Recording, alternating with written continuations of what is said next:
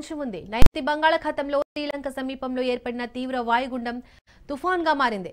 దిత్వా తుఫాన్ ఎఫెక్ట్ కారణంగా రాష్ట్రంలో ఇవాల్టి నుంచి 4 రోజుల పాటు వర్షాలు పడనున్నట్లు వాతావరణ శాఖ తెలిపింది.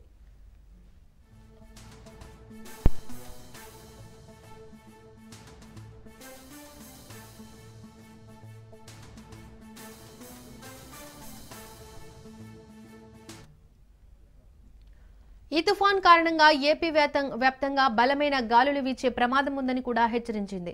నెల్లూరు, తిరుపతి జిల్లాలో దిత్వా తుఫాన్ ఎఫెక్ట్ వల్ల నేడు భారీ నుండి అతి భారీ వర్షాలు పడే అవకాశం ఉన్నట్లు స్పష్టం చేసింది వాతావరణ శాఖ.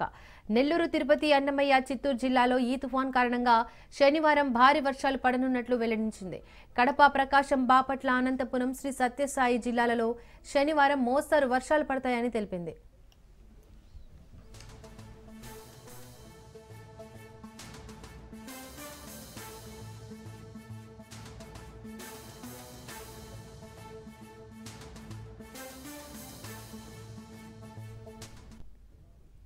ఇక దిత్వా తుఫాన్ ఎఫెక్ట్ తో ఎల్లుండి కూడా కడప, నెల్లూరు, చిత్తూరు, అన్నమయ్య, ప్రకాశం జిల్లాలో భారీ నుండి అత్యంత భారీ వర్షాలు పడతాయని తెలిపింది.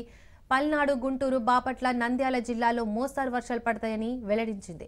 అదే సమయంలో రాష్ట్రంలో చలి తీవ్రత కూడా కొనసాగనున్నట్లు పేర్కొంది. వర్ష ప్రభావం లేని జిల్లాల్లో ఉష్ణోగ్రతలు పడిపోయే ప్రమాదం ఉన్నట్లు హెచ్చరించింది.